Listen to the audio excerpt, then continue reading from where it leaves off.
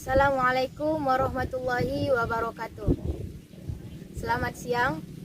Pada kesempatan kali ini saya akan mewawancarai langsung bersama kandidat calon kepala desa Sorkam Kanan nomor urut 2, yaitu Bapak Surawardi. Langsung saja, Pak, apa kabar Pak? Kabar baik. Jadi begini Pak, apa saja yang bisa Bapak lakukan untuk selaku kandidat calon kepala desa Sorkam Kanan nomor urut 2, yaitu dalam melakukan perubahan agar terbukanya mata pencarian di desa kita ini. Terima kasih. Assalamualaikum warahmatullahi wabarakatuh. Saya kandidat nomor urut 2 atas nama Surawardi. Sebagaimana pertanyaan yang Adinda sampaikan, bahwasanya desa Sorkam Kanan ini adalah desa yang notabene adalah pertanian. 80% areal wilayah desa Sorkam Kanan ini terdiri dari pertanian. Jadi untuk pengembangan lapangan kerja yang pertama adalah bagaimana agar pertanian ini di desa Sorkam Kanan ini menjadi prioritas, karena ini adalah merupakan kebutuhan utama masyarakat di sini. Jadi ada pun kendala-kendala daripada petani selama ini.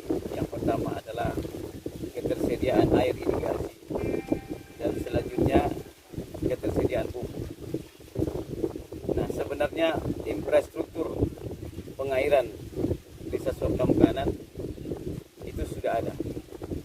Hanya saja tinggal bagaimana mengaktifkan, bahwasanya mengaktifkan infrastruktur yang sudah ada terbangun di beberapa tahun yang lalu. Dan infrastruktur itu terbengkalai selama 6 tahun ini. Maka prioritas kami sebagai calon kepala desa Sorkam Kanan, apabila kami nanti mendapatkan amanah dari masyarakat, yang pertama kami benahi adalah masalah pertanian. Bagaimana agar pertanian ini menjadi prioritas pengembangan, artinya merupakan hajat hidup orang banyak. Ini adalah, kalau profil desa kita ini, pertanian ini mencapai hampir 80%. Jadi oleh karena itu kami prioritaskan untuk pembukaan lapangan kerja. Pertama adalah mengoptimalkan bagaimana pertanian ini bisa menjadi sumber utama bagi masyarakat yang selama ini hanya bisa 1 atau 2 kali per tahun. Insya Allah kita akan upayakan sedikit-dikitnya 5 kali dalam 2 tahun turun ke sawah.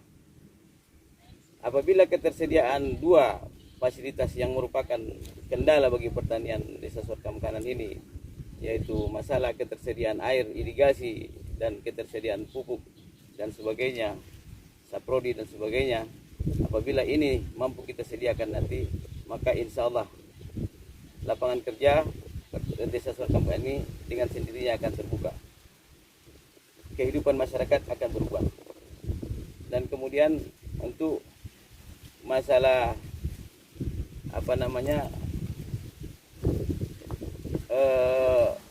pertanian kita ini, insya Allah nanti akan bersinergi dengan badan usaha milik desa. Bagaimana cara mensinergikannya? Saya adalah pelaku usaha. Saya adalah salah seorang toke padi kalau bahasa Sorkam. Jadi padi kita dalam 1 kali panen itu mencapai 400 ton, bahkan bisa lebih.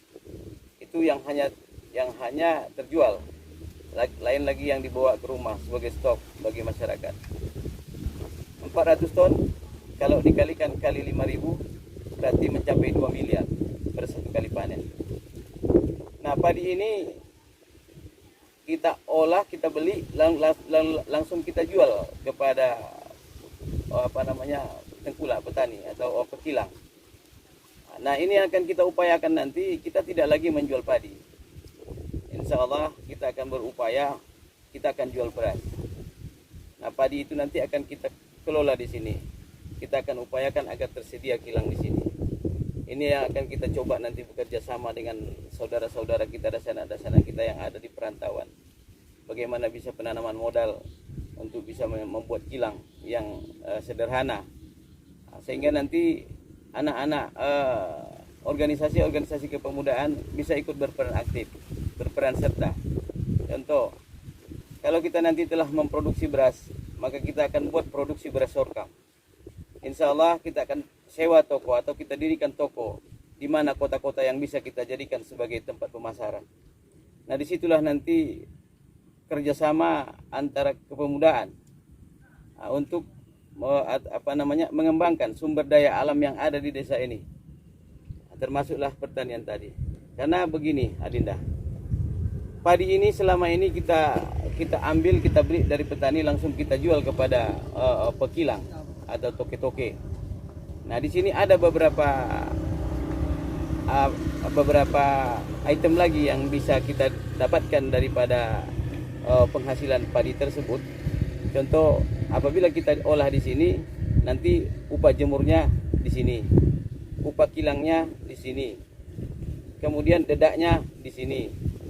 Kalau kita perkirakan per kaleng, apabila kita jual padi per kaleng kepada tengkulak atau kepada pekilang, contoh 5.000, kalau kita kelola bisa jadi beras, itu bisa menjadi 60.000 per kaleng. Nah, kalau kita jual kepada pekilang 60.000 per kaleng, kalau kita olah, insya Allah itu bisa menjadi 80.000. Berarti 20.000 lagi akan berputar uang di sini per satu kaleng. Maka akan terbuka lapangan kerja. Nah, itulah salah satu cita-cita kami sebagai calon kandidat nomor 2, karena kami adalah pelaku usaha tani, pelaku usaha yang merupakan artinya pedagang lah kalau dalam sini toke padi. Nah, setelah kita pelajari ini baik-baik, bahwasanya kalau kita mendirikan kilang, banyak lapangan kerja yang akan tercipta. Nah, itu untuk sementara cara pengembangan sebagaimana yang Adinda tanyakan tadi. Baiklah Pak. Dan apa menurut Bapak yang lebih utama, pembangunan fisik atau pembangunan non fisik, khususnya di desa kita ini? Nah, tergantung apa yang sedang kita gagas. Nah, jadi kalau non fisik itu adalah merupakan pengembangan sumber daya manusia. Nah, dalam hal ini kita memang sudah bisa dikatakan jauh terlambat, karena infrastruktur kita yang menyangkut dengan hajat hidup orang banyak tidak terbangun, tidak terarah. Kegiatan pembangunan yang terlaksana selama ini tidak bersinergi. Apa yang telah kita bangun di masa pemerintahan yang pernah kita pimpin dulu itu tidak dilanjutkan dan terbengkalai. Maka oleh karena itu kita berniat, kita bercita-cita akan kita sinergikan semua kegiatan pembangunan tersebut. Jadi dalam hal ini soal fisik, memang kita wajib membangun fisik. Kenapa? Fisik kita tidak ada. Contoh, fisik kita sekarang masalah pembukaan jalan. Pembukaan jalan setapak ini sangat dibutuhkan oleh pertanian ini, karena masyarakat enggan mengolah sawahnya yang terlalu jauh dari jalan. Kenapa? Terlalu banyak biaya produksi yang akan dikeluarkan. Oleh karena itu adalah merupakan prioritas kita, bagaimana agar infrastruktur jalan setapak ke arah persawahan ini terus akan kita kembangkan. Itu di bidang pertanian. Kalau di bidang sumber daya manusia, dalam hal ini kita sudah memiliki beberapa organisasi kepemudaan di desa ini. Hanya saja kalau kita melihat organisasi kepemudaan ini agak kurang bisa berjalan karena masing-masing organisasi tidak mandiri. Kenapa? Tidak ada sumber daya, tidak ada penghasilan dari organisasi-organisasi tersebut. Maka oleh karena itu kita bercita-cita, kalau seandainya kita nanti mendapatkan amanah bersama BUMDes, nanti kepemudaan ini akan kita libatkan dalam seluruh kegiatan. Baik contoh untuk areal persungaian dan sungai, nanti kita akan kembalikan karakteristik desa kita dulu. Sungai itu kita pergunakan untuk mengambil sumber daya alam yang ada, yaitu mengambil pasir, batu dan sebagainya. Nanti kita berencana kalau kita nanti menang, kita akan bersinergi bersama pemuda. Kita akan membuat infrastruktur pembuatan jalan ke dalam tanggul, atau membuka tanggul dengan cara membuat pintu klep. Maka kita akan masuk ke dalam nanti, menyediakan akses di dalam. Kita akan membuat situ galian C secara manual. Maka di situ nanti akan kita ciptakan lapangan kerja dengan membuat, contoh sekarang ada di situ pasir yang menumpuk di tengah, sudah menjadi pulau di sekitar sungai Sibundong itu, tepatnya di daerah Tapen Surau. Nah, kita perkirakan itu jutaan kubik. Nah, itu insya Allah akan kita keluarkan secara manual. Kita akan mengaktifkan, melibatkan para pemuda, orang tua dan sebagainya, masyarakat untuk bekerja di sana, mengeluarkan nanti pasir itu. Nanti akan dikelola oleh BUMDes. BUMDes yang akan menjadi pembelinya. BUMDes lah yang akan memasarkannya. Nanti ini juga nanti akan bisa bekerja sama, bersinergi dengan pemuda.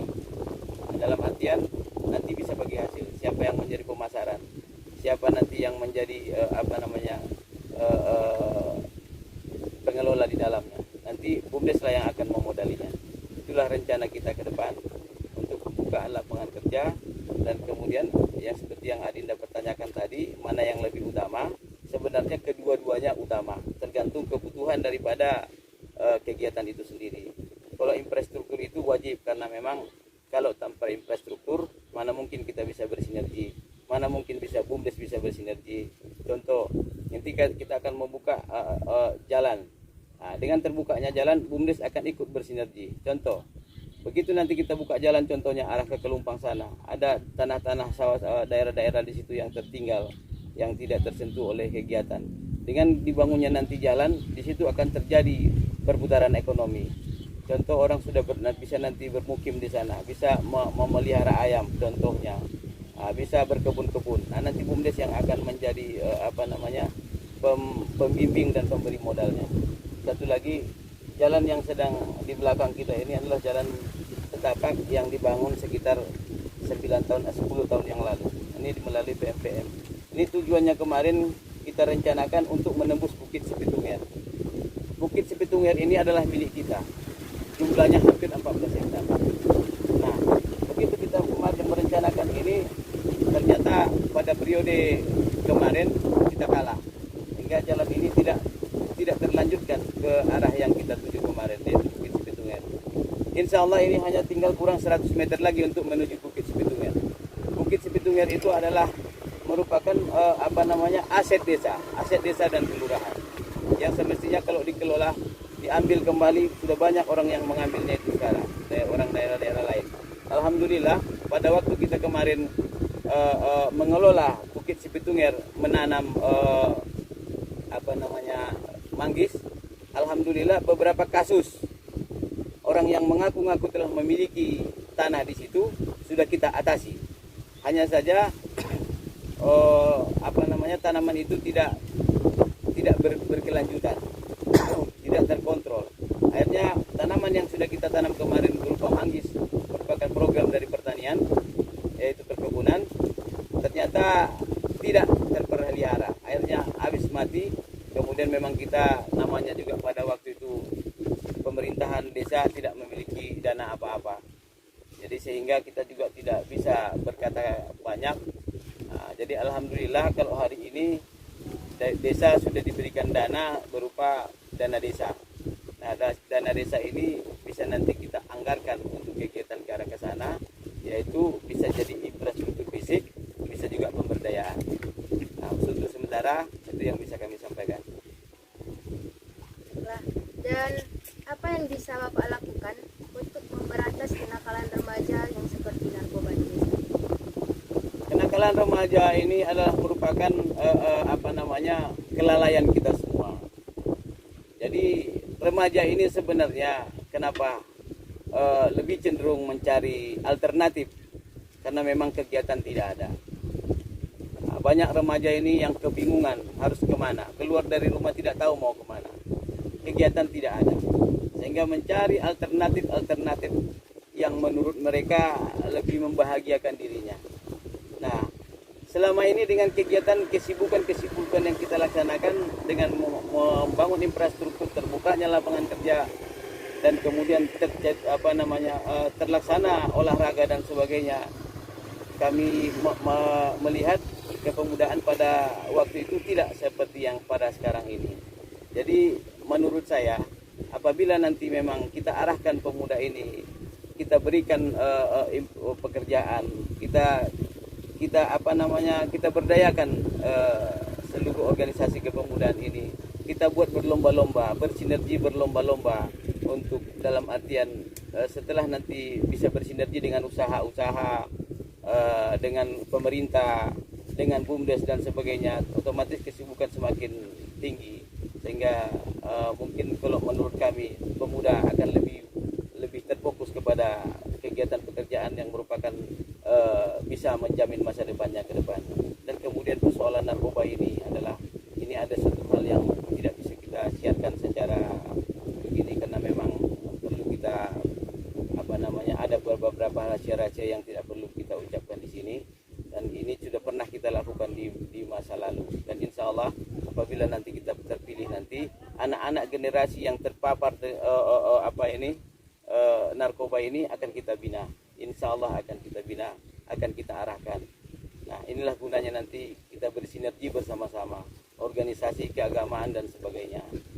Jangan dengan melibatkan pemuda-pemuda ini nanti yang terpapar narkoba ini, dengan banyaknya nanti kita bawa mereka kepada kegiatan-kegiatan positif, insya Allah saya yakin itu setidak-tidaknya akan bisa kita kurangi, akan bisa akan berakhir.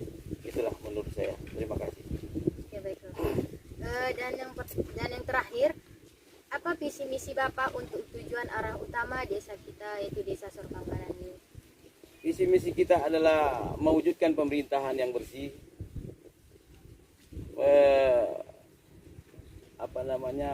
dalam hal ini kita akan menciptakan keterbukaan informasi, kita akan bekerja sama dengan pemuda, kita akan meregenerasi, kita akan menempatkan orang-orang yang memiliki kompetensi pada bidangnya, dan insya Allah untuk hal apa tadi pertanyaannya? Visi misi Bapak. Untuk hal visi misi saya sudah paparkan memang di di spanduk visi misi, bahwasanya kita akan mewujudkan pemerintahan yang bersih, terhindar dari KKN. Kemudian insya Allah kita akan berusaha nanti mendirikan toko usaha tani yang merupakan kebutuhan utama masyarakat di sini. Jadi insya Allah nanti petani tidak lagi susah mencari pupuk, tidak lagi susah mencari modal usaha. Nanti BUMDes, badan usaha milik desa, akan kita buat bersinergi. Nanti juga kita akan membuat suatu kerjasama MOU dengan masyarakat dan saudara-saudara kita yang ada di rantau untuk bisa ikut berpartisipasi memberikan penanaman modal. Insya Allah kita akan membarengkan nanti dengan koperasi. Nah, kita juga dulu adalah pernah menjadi suatu desa yang dikagumi. Dulu kita punya koperasi unit desa Tani Makmur. Dulu sudah menasional, dan mari kita napak tilas kembali. Dan hal ini secara geografis desa kita ini terletak di wilayah yang strategis. Ini adalah pusat kota. Nah, insya Allah kita dengan bekerja sama, kita akan bisa mengembalikan Sorkam ini menjadi pusat kota. Dengan cara bagaimana? Ya, dengan cara menciptakan infrastruktur. Kita akan insya Allah kita akan nanti menciptakan contoh seperti lapangan bola. Nanti akan kita musyawarahkan, kita geser lapangan bola ke tempat yang lebih bagus, lebih aman. Kemudian di tempat lapangan bola nanti kita upayakan akan menjadi terminal, akan menjadi pertokoan dan pusat pasar. Nah, insya Allah itulah rencana cita-cita kami ke depan, dan ini juga tidak mungkin semudah membalikkan telapak tangan. Kita juga akan bekerja sama dengan bapak-bapak, saudara-saudara kita, petinggi-petinggi kita di perantauan, untuk bisa memberikan kontribusi-kontribusi terbaik bagaimana agar desa kita ini bisa kembali menjadi desa yang dikagumi, pusat kota. Dulu sejarah desa kita ini adalah desa pusat kota di wilayah ini. Kota Sorkam itu di sini. Tapi hari ini kita sudah tertinggal dari segala aspek. Nah, oleh karena itu kita harus berpacu. Nah, kita sebagai calon kandidat siap berpacu dan siap bekerja keras. Dan kita tidak mungkin bisa bekerja sendiri. Kita harus bekerja sama. Baik juga kita yang ada di desa ini, baik juga saudara-saudara kita yang di perantauan. Mari sama-sama kita pikirkan. Mari sama-sama kita kita bangun desa kita ini. Itulah visi dan misi kami ke depan. Terima kasih. Luar biasa. Baiklah Pak, terima kasih atas waktunya yang telah diluangkan. Dan yang Bapak jelaskan tadi bisa bermanfaat dan bisa terwujud ke depannya. Amin. Semoga Bapak bisa terpilih nanti pada pemilihan tanggal 20 ini dan bisa sukses ke depannya. Insya Allah, amin. Mungkin itu saja informasi yang dapat disampaikan dan langsung disampaikan oleh Bapak kandidat nomor urut 2. Cukup sekian. Wassalamualaikum warahmatullahi wabarakatuh.